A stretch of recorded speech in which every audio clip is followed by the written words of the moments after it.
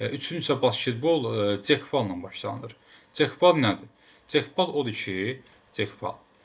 Misal üçün deyək ki, A komandasının oyunçusu dayanır 6-5-in qövsün daxilində. B komandasının oyunçusu da xaricdə dayanır. Və hakim də kənarda. Hakim topu əvvəlcə gəlin deyək ki, oyun necə başlayır? Oyun püşkatma ilə başlayır. Yəni necə? Yəni başlayan tərəfi biz püşkatma ilə təyin etməliyik. Yəni biz o basketbolu gördük ki, hava atışı atırdıq, püşkatma olunurdu.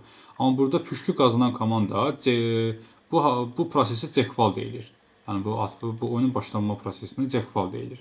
Əgər püşkü qazanan komanda oyunun ya əvvəlində oyuna başlamağı seçə bilər və yaxud da əlavə hissə period olarsa, əlavə periodda başlamağı seçə bilər. Deyək ki, əsas vaxtda başlamağı seçibsə, oyuncu əsas başlamağı seçibsə, deyək ki, B komandası püşkü qazanıbdır və əsas vaxtda oyuna başlamağı seçib. Hakim topu ötürür A komandasına, A komandası ötürür topu B komandasına və B komandasını ötürən kimi hücum başlayır. Yəni artıq buradan B komandası hücuma keçə bilər. Artıq buradan B komandası hücuma keçir. Yəni hakim topu ötürür müdafiə olunan komandaya, yəni A komandasına.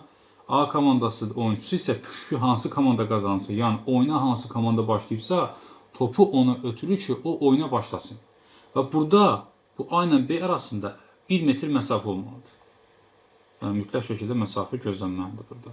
Yəni ən azı 1 metr burada məsafə olmalıdır.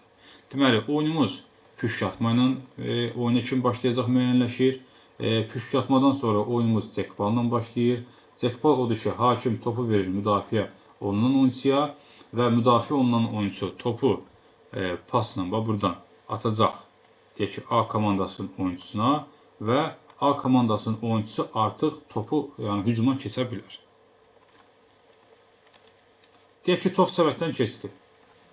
Deyək ki, A komandası hücum edir. Baxın, A komandası hücum edir. Elədi, topu səbətdən keçirdilər. Topu səbəti keçirdəndən sonra B komandası oyuna başlamaq üçün mütləq şəkildə topu 6.75-lik qövsün daxilindən, xaricinə. 6.75-lik qövsün xaricinə topu çıxarmalıdır. Baxın, yaşlı eləyək. Deyək ki, bu topdur.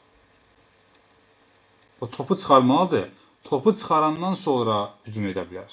Yəni, deyək ki, məsələn, topu buradan A komandası topu atıb səbətə. Səbətə atandan sonra topu götürüm elə buradan pramoy atım səbətə, bu olmaz. Mütləq şəkildə mən B komandası buradan 6.75-lik xaricdən çıxmalıyam, yəni top çıxmalıdır.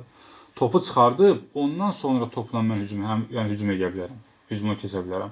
Top mütləq şəkildə 6.75-lik məsafənin xaricinə çıxarılmalıdır. Yəni top elə buradan səbətə düşüb A komandası səbətə atıb, elə burada mən də götürüm, təzədən səbətə atım, bu olmaz.